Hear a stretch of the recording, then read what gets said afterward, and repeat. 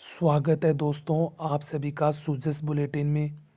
तो दोस्तों आज हम नवंबर माह की कंप्लीट सूजस पढ़ेंगे और इन दिनों के अंदर जो सूजस पत्रिका के अंदर योजना का जिक्र हुआ है, कोई अभियान चले हैं, कोई नए कार्यक्रम का आयोजन हुआ है, उन सभी का हम जिक्र आज की वीडियो के अंदर करेंगे। और यह वीडियो सभी प्रतियोगिता परीक्षा के लिए अति महत्वपूर्ण रहेगा। जिन भी भर्ती परीक्षा के अंदर राजस्थान का करंट अफेयर पूछा जाता है, क्योंकि आप सबको पता है कि राजस्थान का करंट अफेयर और कहीं से ही नहीं, राजस्थान सूजस पत्रिका से ही पूछा जा रहा है। आप पीछे की परीक्षा देख सकते हैं।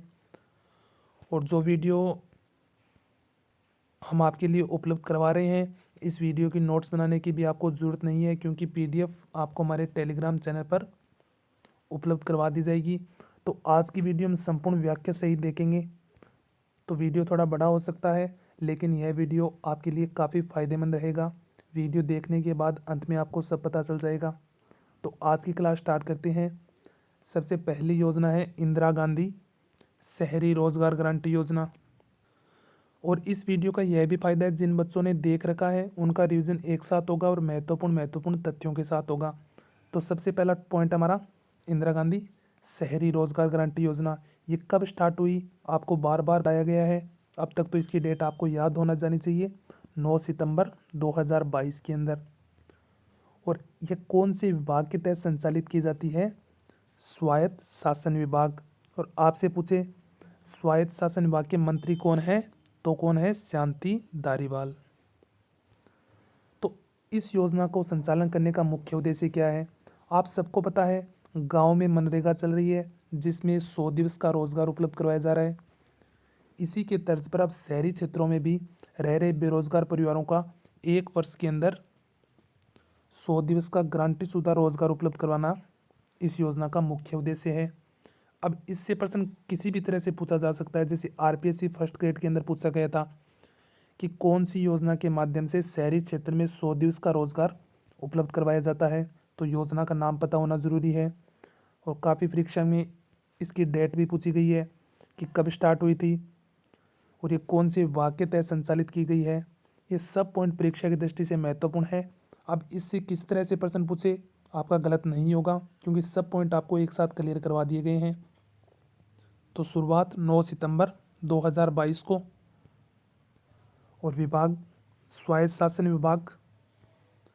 तो इसका मुख्य उद्देश्य क्या है? शहरी क्षेत्र में निवास कर रहे बेरोजगार परिवारों को 1 वर्ष में 100 दिवस का गारंटी शुदा रोजगार उपलब्ध करवाना। अब दूसरी योजना है हमारी लघु एवं सीमांत वर्धजन कृषक समान पेंशन योजना है। जो वर्धजन किसान है उनको राजस्थान की सरकार के द्वारा सहायता राशि उपलब्ध करवाई जाएगी।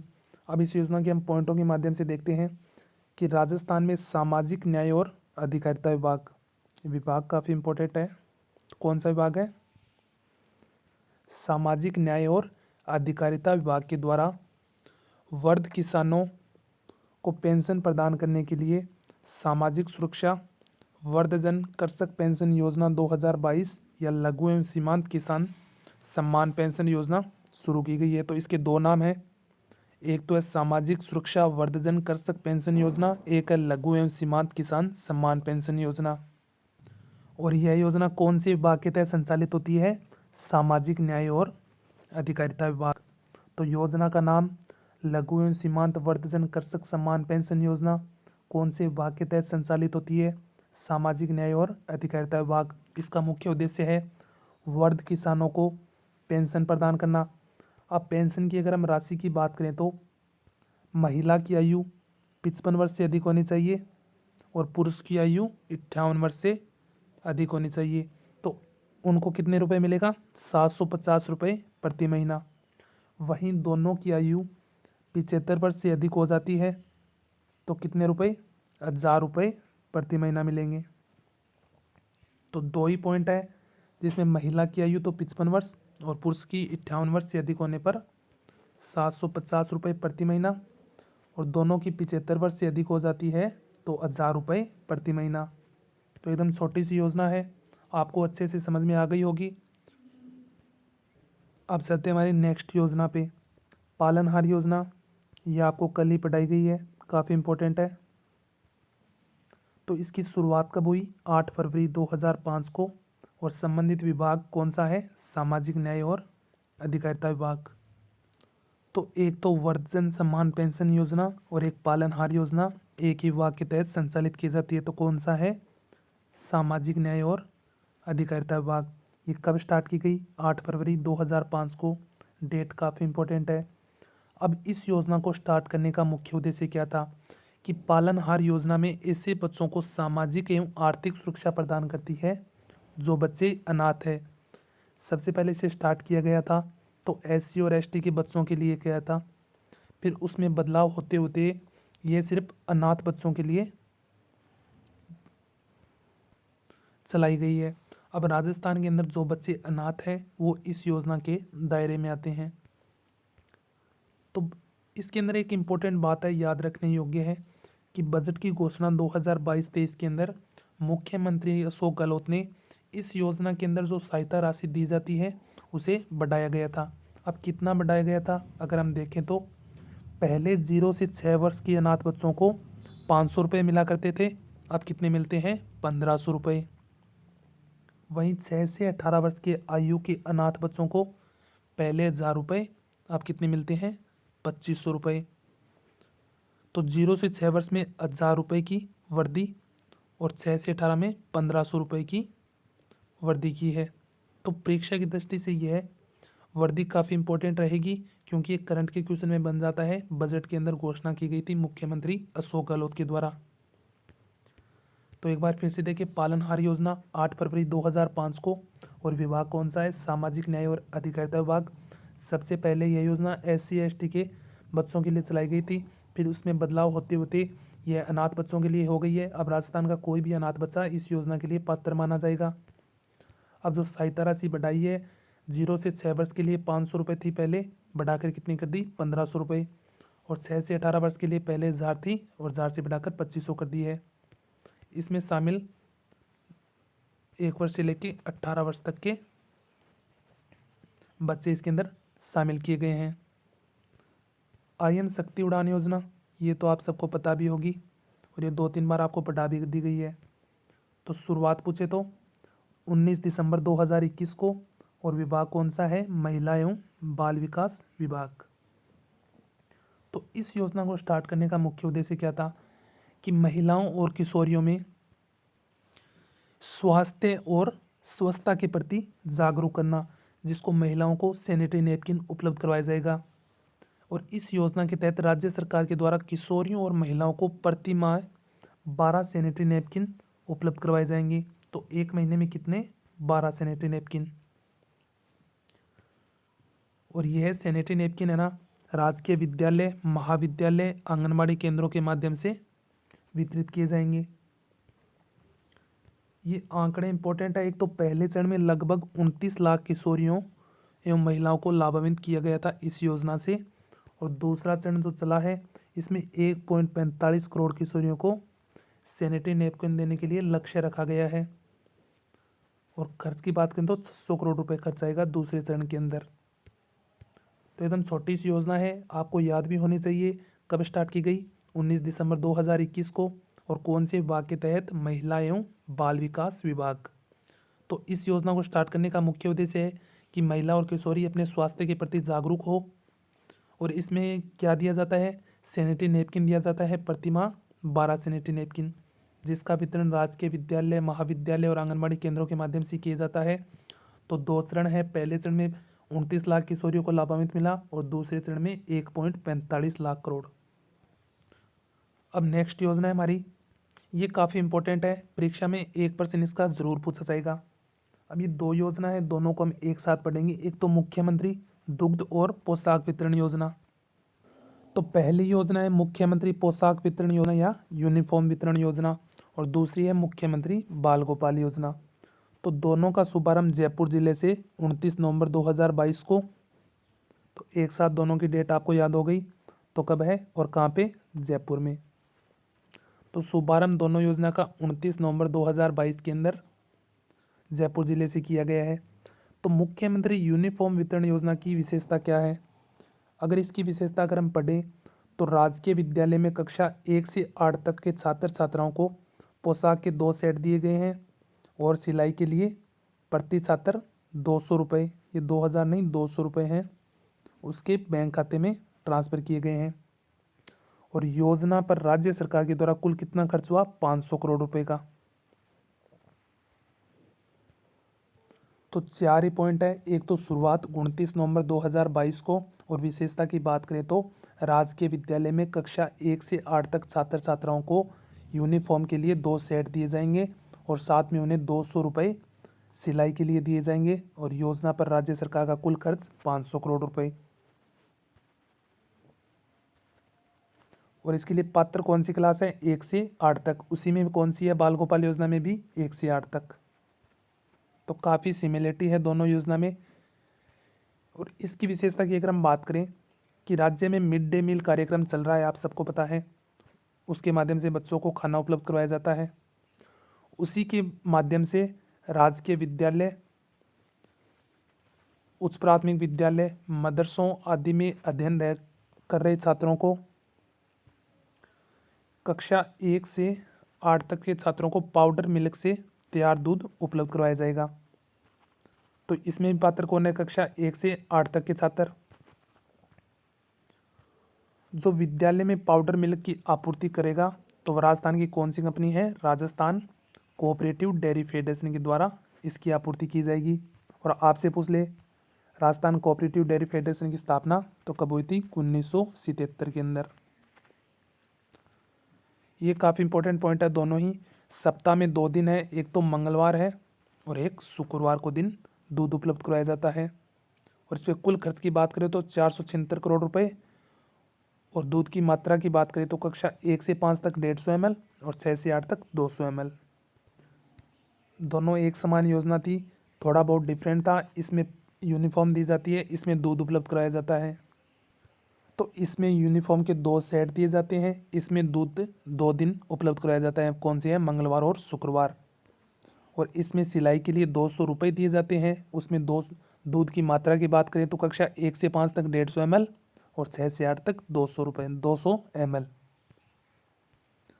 और कुल खर्च की बात करें तो इसमें 500 करोड़ है, इसमें 476 करोड़ है। तो दोनों का कुल खर्च करें तो 976 करोड़ के करीब लगा है। और दोनों का शुभारंभ एक ही दिन हुआ है, 29 नवंबर 2022 से। तो मैं आशा करता हूँ कि अच्छे से समझ में आ गई होगी। और मैं आपसे एक ही रिक्वेस्ट करता हूँ, आपको डेली सूजेस के वीडियो देखने हैं तो आप हमारे चैनल को ज़रूर सब्सक्राइब करें, जिससे हमें भी मोटिवेशन मिलेगा और कंटेंट के अंदर भी कोई कमी नहीं है, आप देख सकते हैं। तो हमारी नेक्स्ट योजना है अम्बेडकर डीबीटी वाउचर योजना। अब यह योजना क्या है? पॉइंटों के माध्यम से अगर देखें तो इस योजना के माध्यम से प्रदेश में राजकीय महाविद्यालय में पढ़ रहे ऐसे विद्यार्थियों को पुनर्वन राशि दी जाएगी जो घर से दूर रहकर अन्य स्थान पर कमरा किराए लेकर रह रहे हैं। तो अम्बेडकर डीबीटी वाउचर योजना क्या है कि कोई भी छात्र है, वो राजकीय विद्यालय के अंदर पढ़ रहा है, वो उसके घर से दूर है विद्यालय, तो वो कहीं पे कमरा किराया लेकर रह रहा है, तो उसका किराया कौन देगी? राजस्थान सरकार के द्वारा उसे सहायता राशि दी जाएगी कुछ। सामाजिक न्याय और अधिकारिता मंत्री टीकाराम जूली ने शैक्षणिक सत्र 2022-23 के लिए योजना के तहत ऑनलाइन आवेदन के लिए एक पोर्टल का शुभारंभ कर दिया गया है। तो आप इस पोर्टल पे जाकर आवेदन कर सकते हैं। आप घर से दूर रह रहे हैं, किसी कमरे के अंदर रह रहे हैं, इसके अंदर जो राशि दी जाएगी, जैसे भोजन के अंदर, बिजली के अंदर, इनके माध्यम से राशि दी जाएगी। तो नेक्स्ट पॉइंट पढ़ें तो इस योजना के माध्यम से छात्र छात्राओं के आवास के मतलब रहने के, खाने के और बिजली और पानी इत्यादि सुविधा के लिए पुनर्भरण राशि वाउचर के रूप में राजस्थान सरकार के द्वारा दी जाएगी। और अम्बेडकर डीबीटी वाउचर योजना के तहत विद्यार्थियों को 2000 रुपये प्रति माह दिया जाएगा। और अधिकतम कितने माह के लिए? 10 माह के लिए दिया जाएगा, क्योंकि महाविद्यालय के अंदर 2 महीने की छुट्टियां ही चली जाती है। तो कितने महीने हैं? तो कुल 10 महीने होंगे। और प्रति महीना कितने? 2000 रुपये। तो कुल पूछे तो 20,000 रुपये छात्रों को दिया जाएगा। तो अम्बेडकर डीबीटी वाउचर एकदम आसान सी योजना है कि कोई भी छात्र है, राजकीय महाविद्यालय के अंदर पढ़ रहा है, वो अपने घर से दूर रह रहा है किसी कमरा किराए लेकर, तो उस कमरा किराए के अंदर और साथ में उसका भोजन, बिजली, पानी का जो भी खर्च होगा वो राजस्थान सरकार के द्वारा दिया जाएगा। और सहायता राशि के रूप में प्रति महीना 2,000 रुपये और अधिकतम कितने महीने तक? 10 माह तक ये दिए जाएंगे। नेक्स्ट योजना है हमारी मुख्यमंत्री ग्रामीण रोजगार गारंटी योजना। तो इसकी घोषणा मुख्यमंत्री ने बजट 2022-23 के अंदर की थी। तो इसे हम पढ़ें तो मनरेगा के तहत केंद्र सरकार के द्वारा 100 दिन का रोजगार उपलब्ध करवाने का प्रावधान है, परंतु राज्य सरकार के द्वारा बजट 2022-23 में की गई घोषणा में मनरेगा में 25 दिनों का अतिरिक्त रोजगार देने के लिए मुख्यमंत्री ग्रामीण रोजगार गारंटी योजना को मंजूरी प्रदान की गई है। तो यह योजना क्या है कि आप सबको पता है कि मनरेगा के तहत गांव में 100 दिवस का रोजगार उपलब्ध करवाया जाता है। अब राजस्थान सरकार के द्वारा 25 दिन का मतलब 125 दिन का हो गया मनरेगा की तर्ज पर। जो भी 25 दिन का खर्च होगा, रोजगार होगा, वो राजस्थान सरकार के माध्यम से उपलब्ध करवाया जाएगा। और एक ये विशेष है नोट, अच्छी बात है ये भी, और ये परीक्षा की दृष्टि से काफ़ी महत्वपूर्ण है कि विशेष योग्यजन में 3 जाति है, एक तो सहरिया, खेरवा और कथोड़ी जनजाति को मनरेगा के तर्ज पर 100 दिनों का तो मिल रहा है और राजस्थान सरकार के माध्यम से 100 दिनों का अतिरिक्त और मिलेगा। तो कुल कितनों दिनों का? 200 दिनों का रोजगार उपलब्ध करवाया जाएगा। तो मुख्यमंत्री ग्रामीण रोजगार गारंटी योजना, जिसमें मनरेगा में आप सबको पता है 100 दिवस का रोजगार मिल रहा है और राजस्थान सरकार के द्वारा 25 दिनों का अतिरिक्त रोजगार मनरेगा में दिया जाएगा। तो कुल रोजगार कितना हो गया राजस्थान के अंदर? 125 दिन का। और साथ में 3 जाति है, सहरिया, खेरवा और कथोड़ी को 200 दिन का रोजगार उपलब्ध करवाया जाएगा। अब नेक्स्ट योजना है हमारी कृषि छात्र प्रोत्साहन योजना। ये तो एकदम आसान सी योजना है और आपको पढ़ाई भी गई है। विभाग पूछे तो कृषि से संबंधित विभाग होगा, तो कौन सा है? कृषि विभाग, राजस्थान। तो इस योजना में कृषि विषय को बढ़ावा देने के लिए ये योजना स्टार्ट की गई है, जिसमें 5,000 से लेके 15,000 तक सहायता राशि दी जाती है राजस्थान सरकार के द्वारा। अगर हम 5,000 की बात करें तो 11वीं और 12वीं के अंदर कृषि विषय से कोई छात्र अध्ययन कर रहा है तो उसे कितने रुपए? 5,000 रुपये। और वहीं बात करें तो कृषि से पोस्ट ग्रेजुएशन कर रहा है तो उसे कितने? 12,000 रुपये। और एग्रीकल्चर में पीएचडी करने वाले के लिए 15,000 रुपये, और ये अधिकतम 3 साल की समय सीमा के साथ है। तो इसके नाम से ही पता चल जाता है कि ये महिलाओं के लिए योजना है, तो इसके अंदर पुरुष शामिल नहीं है। तो इसके नाम से ही आप देख सकते हैं कृषि छात्रा प्रोत्साहन योजना। तो 11वीं और 12वीं की छात्राएं हैं जो कृषि विषय से पढ़ रही है तो उन्हें कितने रुपए? 5,000। अगर वो पीजी कर रही है तो उन्हें 12,000 रुपये और पीएचडी कर रही है तो 15,000 रुपये, और 15,000 के साथ समय सीमा है कितनी है? 3 साल की। पात्र की बात करें तो राजस्थान की मूल निवासी हो, वह ऐसी छात्राएं जो राजकीय और राज्य सरकार के द्वारा मान्यता प्राप्त विद्यालय में या महाविद्यालय में पढ़ाई कर रही होगी। तो इसके लिए पात्र एक ही बात है कि राजस्थान की मूल निवासी होना चाहिए और जो राज्य सरकार के द्वारा मान्य प्राप्त महाविद्यालय है या विद्यालय है या राज्य सरकार विद्यालय के अंदर अध्ययन कर रही होगी। तो कृषि छात्र प्रोत्साहन योजना 5,000 से लेकर 15,000 तक सहायता राशि। नेक्स्ट है हमारी उष्ण संरक्षण योजना, काफ़ी इंपॉर्टेंट है। मुख्यमंत्री अशोक गहलोत ने प्रदेश में नई उष्ण संरक्षण योजना का अनुमोदन किया है, मतलब मंजूरी दी है। अनुमोदन का मतलब हो गया मंजूरी। अब ये नई उष्ण संरक्षण योजना क्या है, पॉइंटों के माध्यम से देखें तो सबसे पहले इसके लिए कितने करोड़ रुपए का खर्च हुआ है? 2.60 करोड़ रुपए के वित्तीय प्रावधान को स्वीकृत भी किया गया है। इस योजना के तहत ऊंट पालकों को आर्थिक मदद की जाएगी, इसके नाम से ही पता चल रहा है ऊंट पालकों के लिए योजना चलाई गई है। अब इस योजना के माध्यम से एक पशु चिकित्सक होगा जो मादा ऊंट और उसके बच्चे को एक टैग देगा और टैग लगाकर पहचान पत्र जारी कर देगा। जब पहचान पत्र जारी हो जाएगा उसके बाद ऊंट पालकों को प्रथम किस्त के रूप में 5,000 रुपये मिलेंगे और दूसरी किस्त कब मिलेगी कि जो बच्चा है उसकी उम्र 1 वर्ष होने के बाद दूसरी किस्त भी 5,000 रुपये दी जाएगी। तो उष्ण संरक्षण योजना के अंदर कुल सहायता राशि 10,000 है जो 2 किस्तों के अंदर है।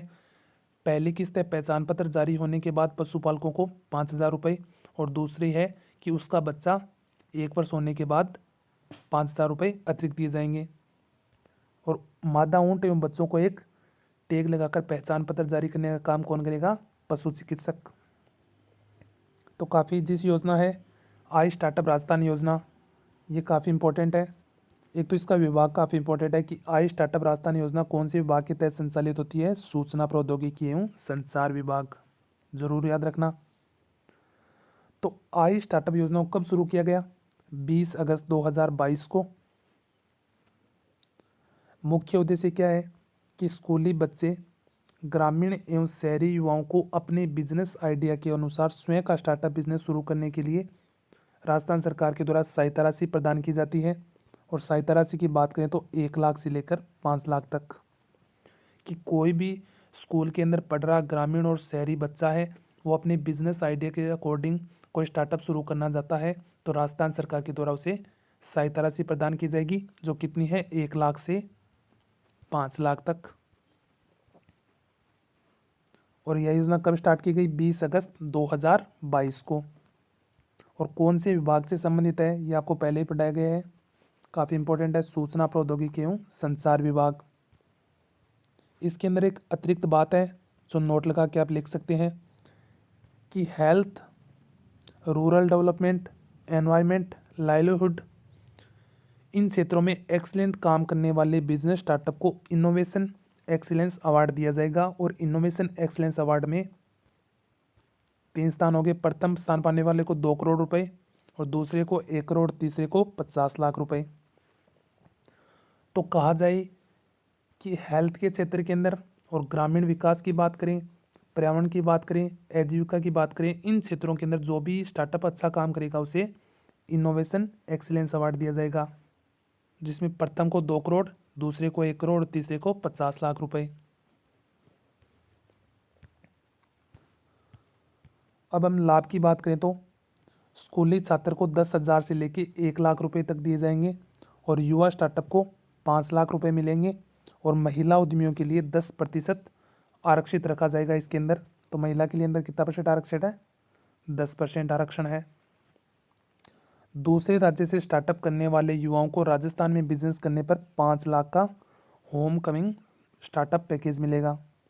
तो स्कूली छात्रों को कितना है? 10,000 से 1 लाख, और युवा स्टार्टअप को 5 लाख। दूसरे राज्य से राजस्थान में स्टार्टअप करने चाहते हैं उन्हें भी 5 लाख, और महिला उद्यमियों के लिए 10% आरक्षित रखा जाएगा। तो एकदम छोटी सी योजना थी, मैं आशा करता हूँ आपको अच्छे से समझ में आ गई होगी। नेक्स्ट योजना हमारी मुख्यमंत्री कृषक साथी योजना, जो डिग्गी निर्माण के लिए किसानों को आर्थिक सहायता उपलब्ध कराती है। इस योजना के तहत डिग्गी निर्माण कर रही नहरी क्षेत्रों में नहर चालू होने के समय उपलब्ध अतिरिक्त पानी को एकत्रित कर सिंचाई में काम लिया जाता है। तो इस योजना का मुख्य उद्देश्य क्या होगा कि जो भी किसान है डिग्गी निर्माण करना चाहते हैं, क्योंकि नहरी क्षेत्रों में नहर चालू होने के समय पानी की मात्रा अधिक हो जाती है, वो डिग्गी निर्माण करके पानी को एकत्रित कर सकते हैं। अगर हम बात करें इसमें आरक्षण की कि लघु एवं सीमांत कृषकों को डिग्गी निर्माण के लिए 85% राशि या अधिकतम सीमा की बात करें तो 3.40 लाख रुपए दिए जा रहे हैं। और सामान्य कृषकों की बात करें तो अनुदान राशि है 75%, यानी 3 लाख रुपए। तो सामान्य कृषकों के लिए 75% और लघु और सीमांत कृषकों के लिए 85% है अनुदान। और एक इम्पोर्टेंट फैक्ट है इसके अंदर कि न्यूनतम 40% लघु एवं सीमांत कृषकों को इस योजना से लाभान्वित किया जाएगा। तो वरीयता किसकी है? लघु एवं सीमांत कृषकों को, जिसे 40% पे मिल रहा है, और सहायता राशि के अंदर 85% का अनुदान भी दिया जा रहा है। अब नेक्स्ट योजना हमारी सौर कृषि आजीविका योजना, जो आपको बार बार पढ़ाई गई है कि किसान अपनी बंजर भूमि पर सौर ऊर्जा संयंत्र स्थापित कर सकता है इस योजना के माध्यम से। तो ये कब स्टार्ट की गई? 30 सितंबर 2022 को। और इस योजना को स्टार्ट करने का मुख्य उद्देश्य क्या है कि राजस्थान में मुख्यमंत्री अशोक गहलोत ने किसानों को अपनी अनुपयोगी अथवा बंजर भूमि पर सौर ऊर्जा संयंत्र स्थापित करने में सहायता के लिए सौर कृषि आजीविका योजना को मंजूरी दी है। तो कोई भी किसान सौर ऊर्जा संयंत्र स्थापित करना चाहता है तो सरकार के द्वारा उसे कुछ राशि में सहायता की जाएगी। योजना के अंतर्गत एक ऑनलाइन पोर्टल विकसित किया गया है।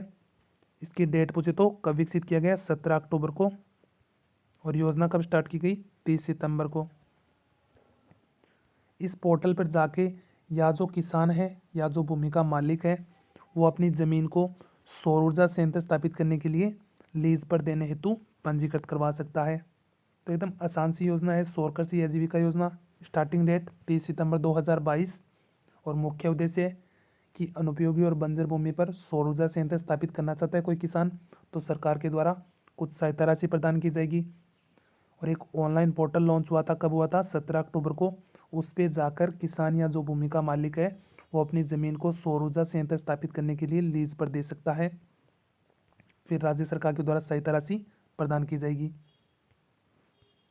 और यह योजना तो अब तक आपको याद हो जानी चाहिए, मुख्यमंत्री चिरंजीवी दुर्घटना बीमा योजना। इसके साथ में मुख्यमंत्री स्वास्थ्य जीवन बीमा योजना जो 1 मई 2021 से स्टार्ट की गई थी। और दुर्घटना कब की गई? 1 मई 2022 से। इसमें 5 लाख रुपए तक का निःशुल्क दुर्घटना बीमा है, जिसमें 10 लाख का बीमा है। और विभाग दोनों का सेम ही है, चिकित्सा एवं स्वास्थ्य विभाग, राजस्थान सरकार। इस योजना का महत्वपूर्ण उद्देश्य दुर्घटनाओं के कारण होने वाली मृत्यु या स्थायी अपंगता की स्थिति में राजस्थान सरकार के द्वारा परिवार को आर्थिक सहायता प्रदान करना है। इस योजना के तहत दुर्घटना में मृत्यु हो जाने पर बीमित व्यक्ति के परिवार को, सबको पता है कि 5 लाख रुपए आर्थिक सहायता, या अन्य कोई स्थायी अपंगता की स्थिति आ जाती है तो 1.5 लाख से लेकर 3 लाख रुपए तक की सहायता दी जाती है। अगर मौत हो जाती है दुर्घटना में तो 5 लाख, और कोई अपंगता की स्थिति में आ जाती है कि एक हाथ टूट गया, एक पैर टूट गया या एक आंख फूट गई, इस तरह से, तो 1.5 लाख से लेकर 3 लाख रुपए तक की सहायता राशि दी जाती है। तो कब स्टार्ट की गई मुख्यमंत्री दुर्घटना बीमा योजना? 1 मई 2022 को, जिसमें 5 लाख का बीमा उपलब्ध कराया जाता है। अब नेक्स्ट पॉइंट हमारे डिजीफेस्ट जॉब फेयर 2022, काफ़ी इंपॉर्टेंट परीक्षा की दृष्टि से ज़रूर याद रखना कि तकनीकी एवं उद्यमिता के क्षेत्र में युवाओं को बढ़ावा देने के लिए राज्य सरकार के द्वारा राजस्थान डिजीफेस्ट 2022 का आयोजन किया गया है। कि आईआईटी के क्षेत्र के अंदर जो भी छात्र पढ़ रहे हैं उनको रोजगार के अवसर सृजन इस डिजीफेस्ट जॉब फेयर के माध्यम से होंगे। तो इसका आयोजन कौन से विभाग के तहत है? सूचना एवं प्रौद्योगिकी विभाग। तो आप इसके उद्देश्य की अगर बात करें तो आईआईटी क्षेत्रों के अंदर है। और आईआईटी कौन से क्षेत्रों के अंदर होती है? टेक्नीशियन होता है जो सूचना एवं प्रौद्योगिकी विभाग से संबंधित होगा। तो इसका आयोजन भी आपको पता हो गया। अब इसका आयोजन 2 जगह पे हो चुका, एक तो जोधपुर में, एक जयपुर में। तो सबसे पहले जयपुर के अंदर हुआ था 19 और 20 अगस्त को। यह फर्स्ट ग्रेड परीक्षा के अंदर भी पूछा गया है कि 19 और 20 अगस्त को डिजीफेस्ट जॉब फेयर का आयोजन कहाँ पे हुआ था? जयपुर में। जयपुर के बाद जोधपुर में डिजीफेस्ट जॉब फेयर का आयोजन किया गया। और जोधपुर की अगर हम डेट की बात करें तो 11 और 12 नवंबर।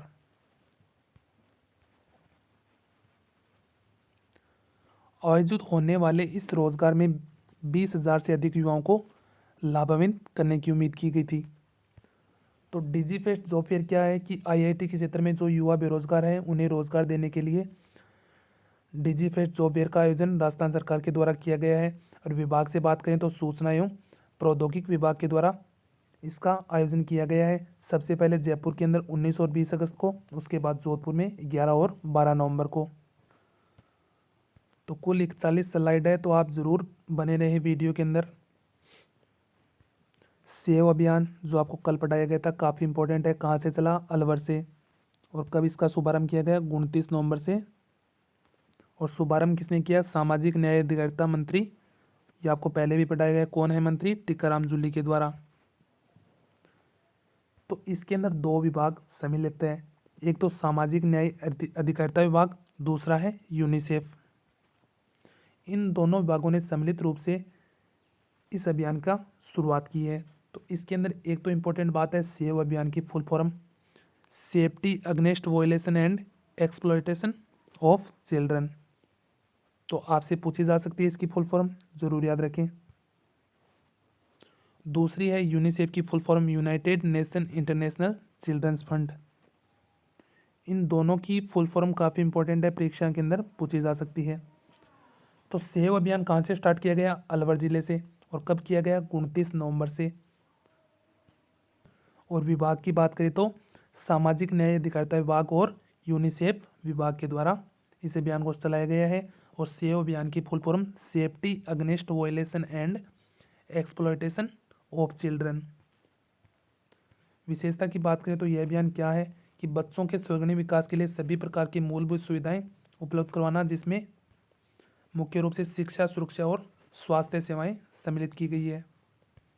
तो बच्चों के लिए यह अभियान चलाया गया है। सेस इन स्कूल कार्यक्रम, तो इसका शुभारंभ कब किया गया? 19 नवंबर इंदिरा गांधी जयंती के अंदर इसको शुरू किया गया। और जिला पूछे तो कहाँ से शुरू किया गया?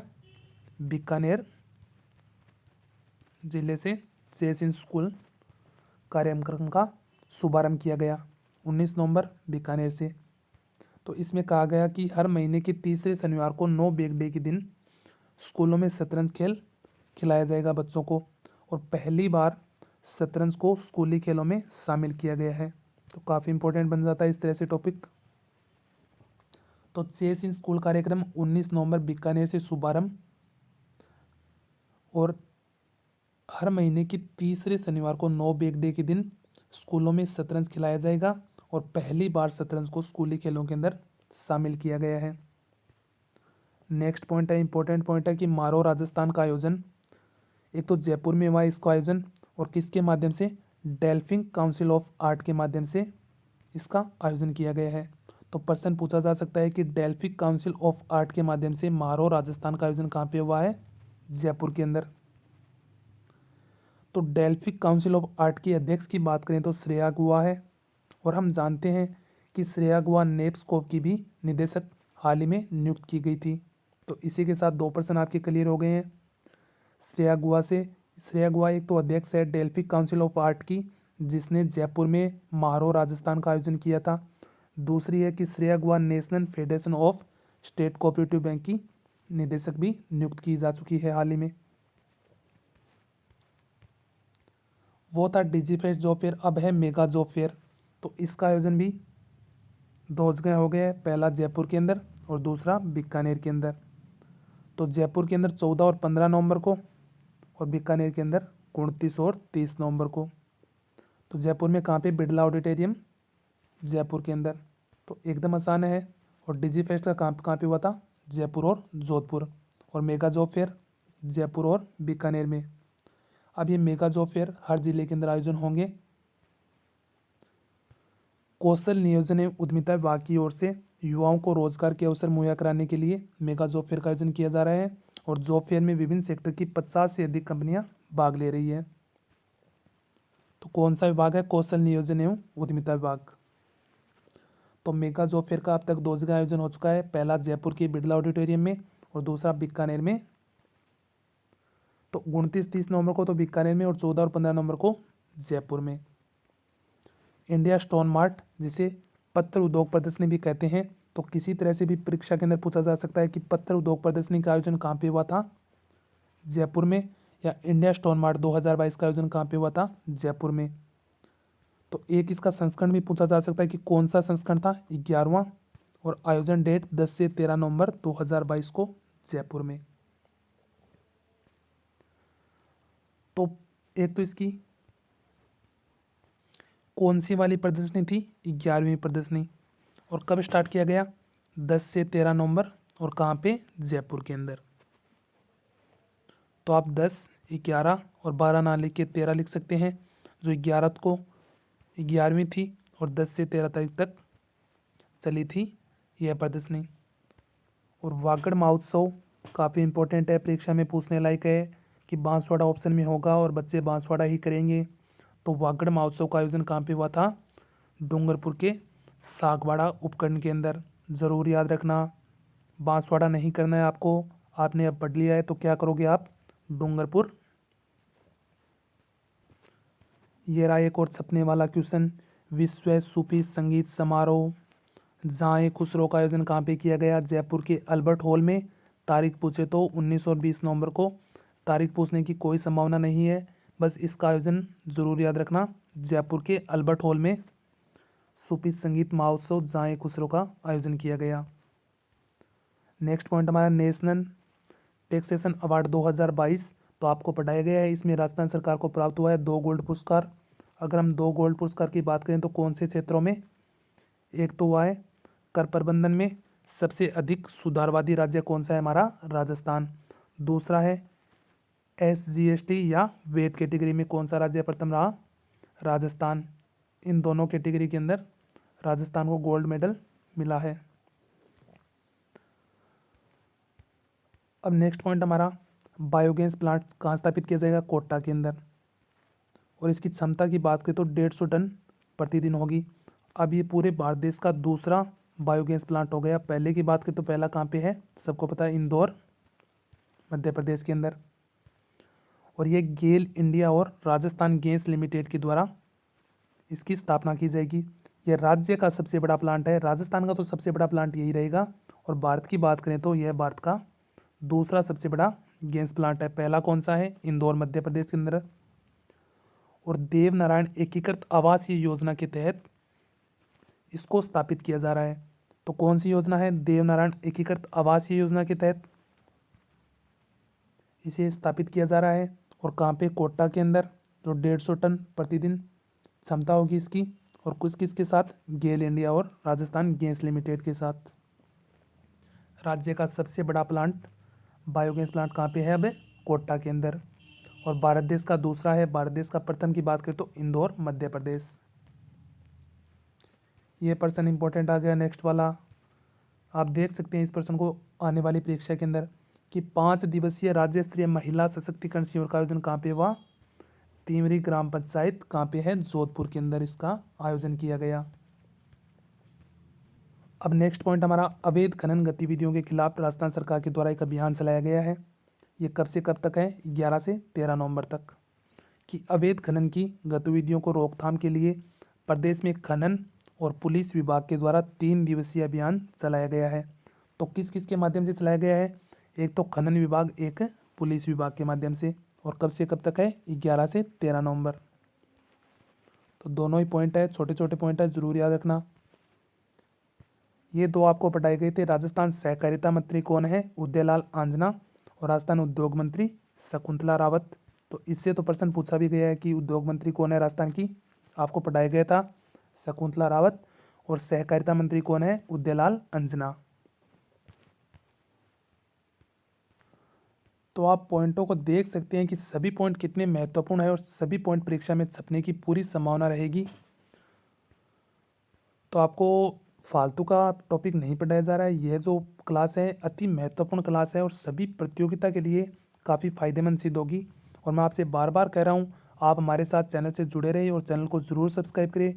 डे बाय डे सुजस की करंट अफेयर और अन्य इंपॉर्टेंट वीडियो आपको उपलब्ध करवाए जा रहे हैं। अब नेक्स्ट पॉइंट हमारा, G20 शिखर सम्मेलन की शेरपा बैठक का आयोजन राजस्थान के कौन से जिलों में होगा? उदयपुर में इसका आयोजन किया जाएगा। और कब से कब है? 5 से 7 दिसंबर तक इसका आयोजन किया जाएगा। तो G20 शिखर शेरपा का बैठक उदयपुर जिले में, और आयोजन डेट भी जारी है जो है 5 से 7 दिसंबर तक। हमारा नेक्स्ट पॉइंट है, चतुर्थ राष्ट्रीय लोक अदालत का आयोजन। तो चौथी राष्ट्रीय लोक अदालत का आयोजन कहाँ पे किया है? ब्यावर अजमेर के अंदर। कि जो लंबित मामले हैं उन्हें निपटाने के लिए इस लोक अदालत का आयोजन किया गया है। तो कहाँ पे किया गया है? ब्यावर अजमेर के अंदर। राजस्थान राज्य विधिक सेवा प्राधिकरण के द्वारा इसका आयोजन किया गया है 12 नवंबर 2022 को। तो 3 ही पॉइंट है। एक तो किसके माध्यम से? राजस्थान राज्य विधिक सेवा प्राधिकरण के द्वारा राष्ट्रीय लोक अदालत का आयोजन। और दूसरा कब किया गया? 12 नवंबर 2022 को। और तीसरा है ब्यावर अजमेर के अंदर। आप सबको पता है कि जो पुरस्कारों की घोषणा की थी उसमें राज्य पुलिस के 2 अधिकारियों को अर्जुन अवार्ड से नवाजा जाएगा। जिसमें एक तो है ओम प्रकाश मिठारवाल जो शूटिंग खेल से संबंधित है, जिसका जो है कहाँ से? सिहोड़ी डाणी सीकर जिले से। दूसरी है साक्षी कुमारी जो कबड्डी से है। ये है हरियाणा की लेकिन राजस्थान पुलिस में ये कार्य करता है। तो एक अकेले राजस्थान की बात करें तो एक है ओम प्रकाश मिठारवाल जो शूटिंग से संबंधित है और सीकर जिले से संबंधित है।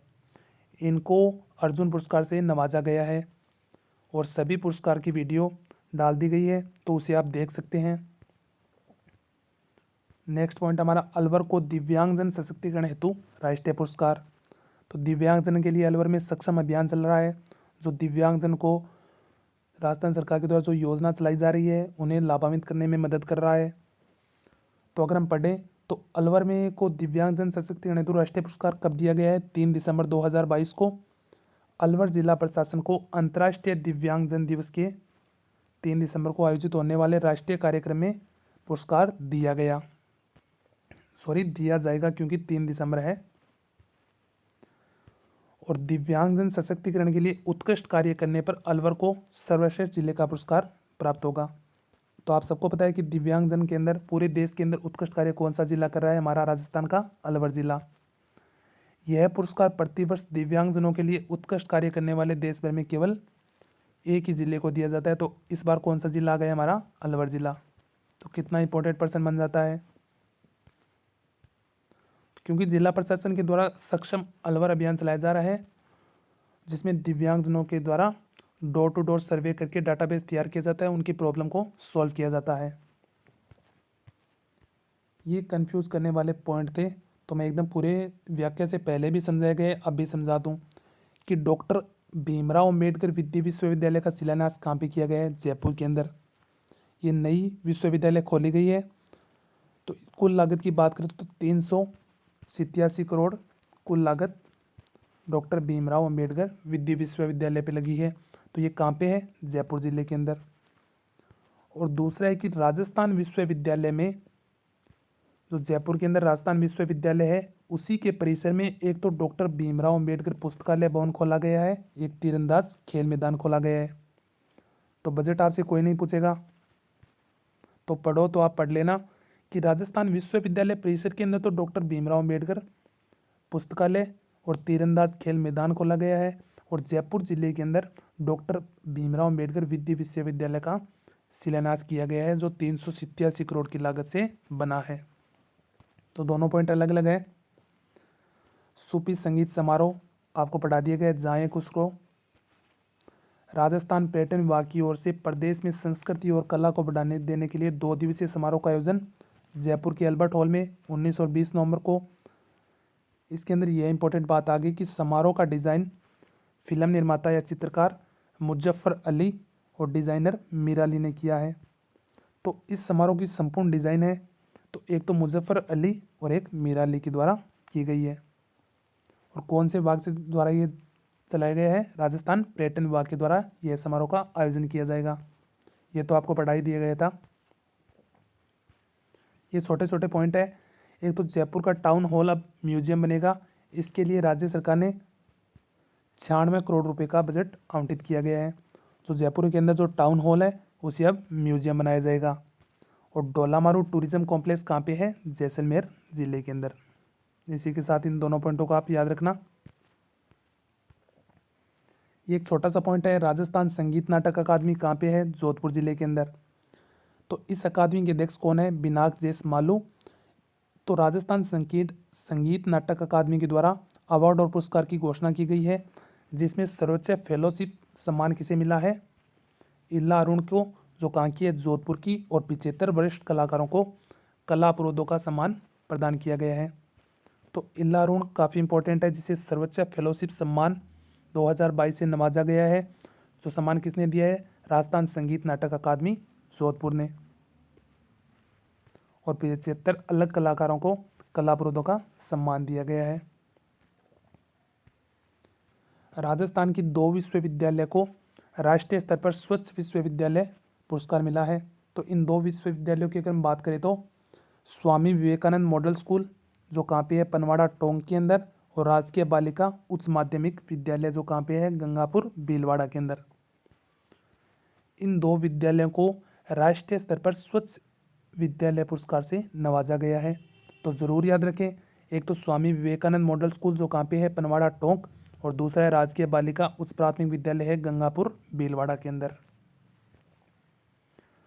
ये नोट लगा के बात कही कि इन विद्यालयों का ही चयन क्यों किया गया है, क्योंकि इन विद्यालयों का चयन पेयजल, शौचालय, हाथ धोने की व्यवस्था, सौर ऊर्जा, आकर्षक विद्यालय परिसर जैसे महत्वपूर्ण बिंदुओं के आधार पर इन विश्वविद्यालयों का चयन किया गया है। भारत सरकार के द्वारा दिल्ली में राष्ट्रीय स्वच्छ विद्यालय पुरस्कार अवार्ड में 21-22 कार्य में कुल 39 स्कूलों को पुरस्कार दिया गया है। और जिसमें राजस्थान की 2 है, एक तो स्वामी विवेकानंद जो कहाँ पे है, पनवाड़ा टोंक, दूसरी है उच्च माध्यमिक विद्यालय बालिका जो गंगापुर भीलवाड़ा के अंदर है। दूसरा और इम्पोर्टेंट पॉइंट हमारा नेक्स्ट कि कल्याण बोर्ड की स्थापना की गई है, तो कौन सा कल्याण बोर्ड है, राजस्थान राज्य गाड़िया लोहार कल्याण बोर्ड।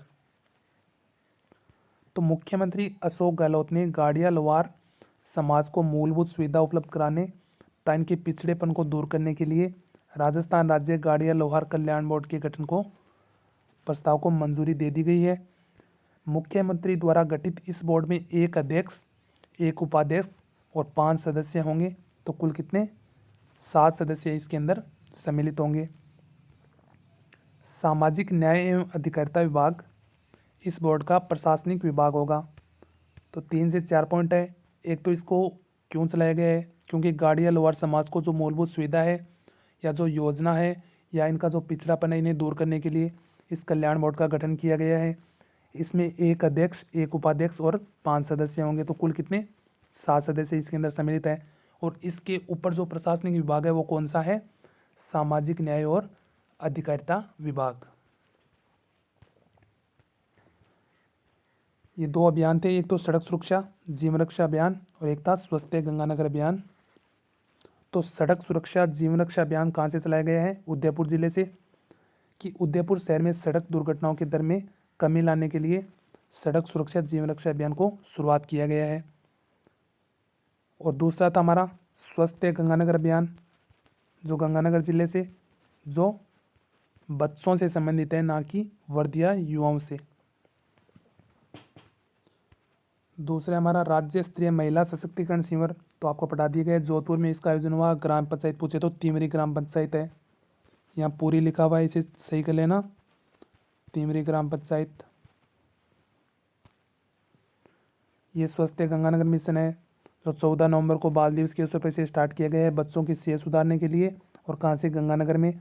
इस मिशन के तहत जिले में बच्चों के स्वास्थ्य की जांच की जाएगी और इस मिशन स्वास्थ्य, शिक्षा, महिला और बाल विकास विभाग के द्वारा तीनों के सहयोग से चलाया जा रहा है। तो स्वस्थ गंगानगर मिशन एक सड़क सुरक्षा जीवन रक्षा अभियान है। तो सड़क सुरक्षा वाला तो है उदयपुर से और स्वस्थ गंगानगर मिशन है बच्चों की सेहत से संबंधित है, जो कब स्टार्ट किया गया, 14 नवंबर बाल दिवस के अवसर पर।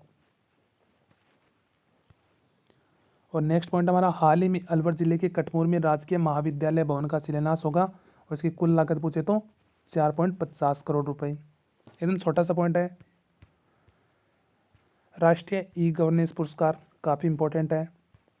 नेशनल ई गवर्नेंस के तहत गंगा केनार रेगुलेशन कंप्यूटराइजेशन प्रोजेक्ट को मिला है स्वर्ण पुरस्कार। तो ई गवर्नेंस 2022 के स्वर्ण पुरस्कार की बात करें तो जिला कलेक्टर कार्यालय श्री गंगानगर को इसके अंदर ई गवर्नेंस अवार्ड मिला है, जो कौन से प्रोजेक्ट के तहत, गंगा केनार रेगुलेशन कंप्यूटराइजेशन प्रोजेक्ट के तहत यह अवार्ड दिया गया है। अब राजस्थान आवासन मंडल की बात करें तो इसकी स्थापना सबसे पहले अगर हम देखें तो 24 फरवरी 1970 के अंदर है। तो आप 24 याद नहीं रखो तो फरवरी 1970 आप जरूर याद रखना, परीक्षा की दृष्टि से महत्वपूर्ण है राजस्थान आवासन मंडल की स्थापना। अब इसकी विशेषता की अगर हम बात करते हैं तो कि ये चर्चा में क्यों है, क्योंकि राजस्थान हाउसिंग बोर्ड नवाचार एवं कार्यकलापों के लिए हाउसिंग श्रेणी में एक बार फिर से स्कॉच गोल्ड अवार्ड के लिए चयन हुआ है। तो 2021 में भी स्कॉच गोल्ड अवार्ड राजस्थान आवासन मंडल को मिला था और 2022 में भी राजस्थान आवासन मंडल को दिया गया है। तो देख सकते हैं नेक्स्ट पॉइंट, लगातार दूसरे साल स्कॉच गोल्ड अवार्ड मिला है। परीक्षा की दृष्टि से काफ़ी महत्वपूर्ण है। नेक्स्ट पॉइंट हमारा 56 भोग 2022 जो फूड फेस्टिवल था, तो सबसे इम्पोर्टेंट कौन से विभाग के तहत इसका आयोजन किया गया, उद्योग विभाग। तो उद्योग विभाग की सहायता से 56 भोग फूड फेस्टिवल का आयोजन किया गया, जो कहाँ पे, राजस्थान हाट जयपुर जिले में इसका आयोजन किया गया। और ये कब से कब तक, 9 से 12 दिसंबर 2022 तक इसका आयोजन किया जाएगा। तो अब राजस्थान के जो मशहूर व्यंजन हैं, अलग अलग जगह के अलग अलग व्यंजन मशहूर है, उन सभी का जायका एक ही परिसर में मिलेगा। और जायका मतलब होता है स्वाद, कि राजस्थान के मशहूर व्यंजनों का स्वाद अब एक ही जगह मिलेगा। वो कौन सी जगह होगी, राजस्थान हाट या जल महल जयपुर में। और कब मिलेगा? 9 से 12 दिसंबर 2022। और किस फेस्टिवल के माध्यम से? छप्पन भोग फूड फेस्टिवल के माध्यम से, जो कौन से विभाग के तहत संचालित किया गया है? उद्योग विभाग के तहत। जैसे फेमस चीज़ें हम पढ़े तो नसीराबाद के कचौड़े मशहूर है, पुष्कर के मालपुए मशहूर है, बीकानेर की भुजिया मशहूर, कोटा की कचौरी, अलवर का कलाकंद, जोधपुर के मिर्ची बड़े, प्रतापगढ़ के आम पापड़। इस तरह से काफ़ी जो चीज़ें हैं वो 56 भोग सम्मिलित एक ही परिसर जल महल के अंदर उपलब्ध करवाए जाएंगे। अब नेक्स्ट पॉइंट हमारा डेफ ओलंपिक 2022। तो सबसे पहले इसका आयोजन कहाँ पे किया गया? ब्राज़ील के अंदर। तो डेफ ओलंपिक 2022 में राजस्थान के 3 खिलाड़ियों ने पदक जीते थे, जिसमें गौरांशी शर्मा कोटा की जो स्वर्ण पदक जीता था बैडमिंटन खेल के अंदर, और अभिनव शर्मा, सॉरी ये अभिनव नहीं है, ये है अभिनव शर्मा जो कहाँ के? जयपुर के। इन्हें भी बैडमिंटन में स्वर्ण पदक मिला। तीसरी है वेदिका शर्मा जो बीकानेर की है, कांस्य पदक मिला है राइफल शूटिंग के अंदर। तो बैडमिंटन में तुम्हारे स्वर्ण पदक मिला ही है, जो गोरिंसा शर्मा कोटा को और अभिनव शर्मा जयपुर को। और राइफल शूटिंग में कांस्य पदक मिला है वेदिका शर्मा बीकानेर की को। तो यह डेफ ओलंपिक मई में ही हो गया था। अब ये चर्चा में क्यों है? तो इसका चर्चा का कारण है कि मुख्यमंत्री अशोक गहलोत ने डेफ ओलंपिक 2022 में पदक जीतने वाले कुल खिलाड़ियों को 7 करोड़ राशि प्रदान करने की स्वीकृति दी है, जिसमें स्वर्ण पदक को 3-3 करोड़ और कांस्य पदक को 1 करोड़ की राशि दी जाएगी। तो ये थी संपूर्ण सूचना नवंबर माह की। इससे बाहर राजस्थान का करंट अफेयर नहीं पूछा जाएगा। और मैं आपसे बार बार कह रहा हूँ कि यह क्लास सभी प्रतियोगिता परीक्षा के लिए अति महत्वपूर्ण है। तो अब हम मोस्ट इम्पोर्टेंट क्वेश्चन देखते हैं, जिसका जिक्र हमने व्याख्या सहित नहीं किया है। तो ये सभी इम्पोर्टेंट रहेंगे। हाल ही में की गई घोषणा में केसरी सिंह बारट का पेनोरमा कहाँ बनाया जाएगा? तो मुख्यमंत्री अशोक गहलोत ने घोषणा की थी केसरी सिंह बारट का पेनोरमा बनेगा। तो आपसे पूछा कहाँ बनाया जाएगा, तो आप वीडियो को पॉज कीजिए और इसका ऑप्शन आप अपनी कॉपी में लिखिए और अंत में मिलाइए कि 10 प्रश्नों में आपके कितने % सही हो रहे हैं। तो शाहपुर भीलवाड़ा या दौलतपुर चित्तौड़गढ़ या उदयपुर या अजमेर, कहाँ पे बनाई जाएगी? शाहपुरा भीलवाड़ा के अंदर केसरी सिंह बारट का पेनोरमा बनाया जाएगा। तो मैं आपसे पूछूं दौलतपुर चित्तौड़गढ़ में किसका पेनोरमा बनाया जाएगा? अमराजी भगत, इनका पेनोरमा बनाया जाएगा, जिसकी स्वीकृति मिल गई है।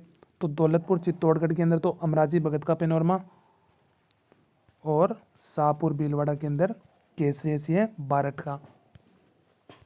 अब खाद्यान्न उत्पादन में राजस्थान का कौन सा स्थान है? तो खाद्यान्न उत्पादन में राजस्थान का स्थान है चौथा। तो पहला किसका है?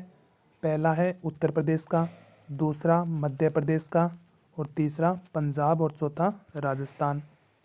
तो आप कभी नहीं बोलोगे यूपी, एमपी और पी लिख लेना, फिर आर लिख लेना। उत्तर प्रदेश, मध्य प्रदेश, पंजाब और राजस्थान। राजस्थान का कौन सा स्थान है? चौथा। अब नेक्स्ट क्वेश्चन है कि हाल ही में मुख्यमंत्री अशोक गहलोत ने राज्य स्तरीय कार्यक्रम में, तो ये राज्य स्तरीय कार्यक्रम का आयोजन कहाँ पे हुआ? पाली जिले में। इसमें कितने नर्सिंग महाविद्यालयों का शिलान्यास किया है? ये तो आप सबको पता होगा, 19 महाविद्यालयों का शिलान्यास। ट्विन सिटीज़ के रूप में किसे विकसित किया जाएगा? ये अच्छा क्वेश्चन है और परीक्षा में बनने वाला क्वेश्चन है, तो आप ज़रूर बताइए। पाली और जोधपुर जिले को ट्विन सिटीज़ के रूप में विकसित किया जाएगा। अगर हम बात करते हैं उदयपुर, कोटा, जयपुर और अजमेर की, तो ये क्या है? ये केंद्र सरकार की स्मार्ट सिटी योजना में शामिल है चारों जिले।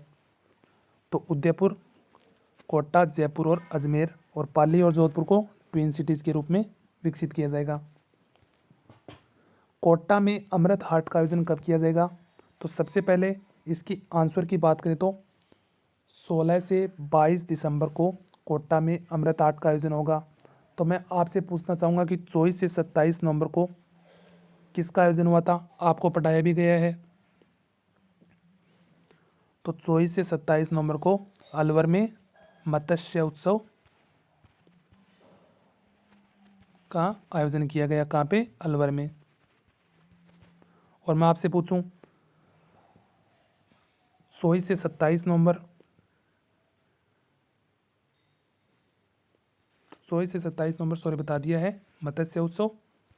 आपसे पूछ 14 से 27 नवंबर का आप किसका आयोजन हुआ था, तो 14 से 27 नवंबर को था अंतर्राष्ट्रीय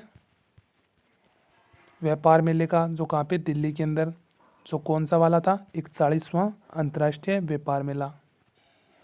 तो इन दोनों में कंफ्यूज मत होना। 16 से 22 दिसंबर को तो कोटा में अमृत आर्ट का आयोजन, और 14 से 27 नवंबर की बात करें तो 41वां अंतर्राष्ट्रीय व्यापार मेला, जिसका आयोजन कहाँ पे, दिल्ली में। और 24 से 27 नवंबर को मत्स्य उत्सव कहाँ पे, अलवर जिले में। हाल ही में जो कार्यक्रम है, एक कॉफ़ी विद कलेक्टर कार्यक्रम का आयोजन कहाँ पे किया गया, तो आप सबको पता है कि बेटी बचाओ बेटी पढ़ाओ के अंतर्गत एक कार्यक्रम का आयोजन हुआ था, जो कौन सा था, कॉफ़ी विद कलेक्टर कार्यक्रम, जिसका आयोजन कहाँ पे किया गया, डूंगरपुर जिले के अंदर। अब नेक्स्ट क्वेश्चन हमारा, हाल ही में संविधान दिवस के अवसर पर 26 नवंबर को संविधान पार्क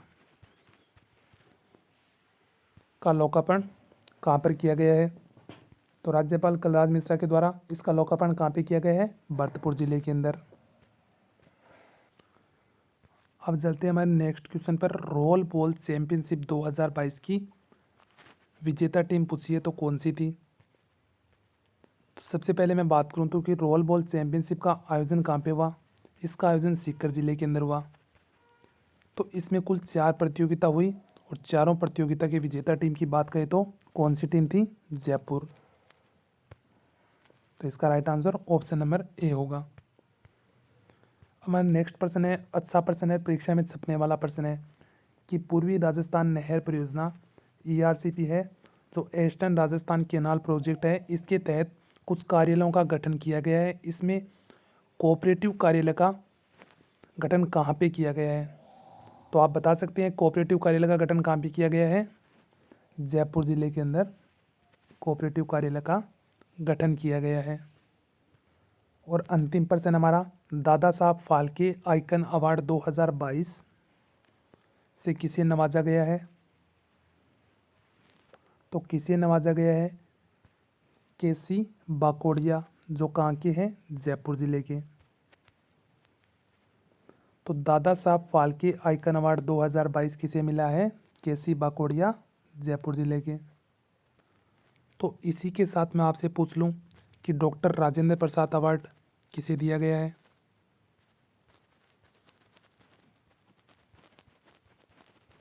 तो पहला राजेंद्र प्रसाद अवार्ड प्रोफेसर रमेश अरोड़ा को मिला है, जो जगदीप धनखड़ के द्वारा दिया गया है। तो 2 क्वेश्चन बनते हैं, इंपॉर्टेंट बनते हैं। एक तो दादा साहब फाल्के आइकन अवार्ड 2022 से किसे नवाजा गया है, केसी बाकोड़िया, जो कहाँ के थे, जयपुर के।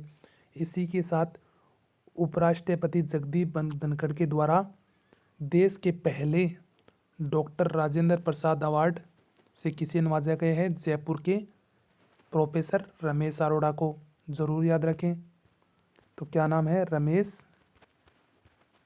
अरोड़ा, जिसे मिला है राजेंद्र प्रसाद, डॉक्टर राजेंद्र प्रसाद अवार्ड।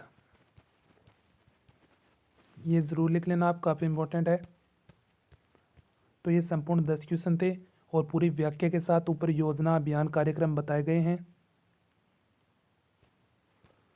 तो दोस्तों, मैं आपसे एक ही रिक्वेस्ट करता हूं, अगर आपको हमारा वीडियो अच्छा लगा है तो वीडियो को लाइक ज़रूर करें, और आप हमारे चैनल पर नए हो तो चैनल को सब्सक्राइब करके बेल आइकन को ज़रूर प्रेस करें, जैसे नोटिफिकेशन आपको जल्दी से जल्द मिल सके।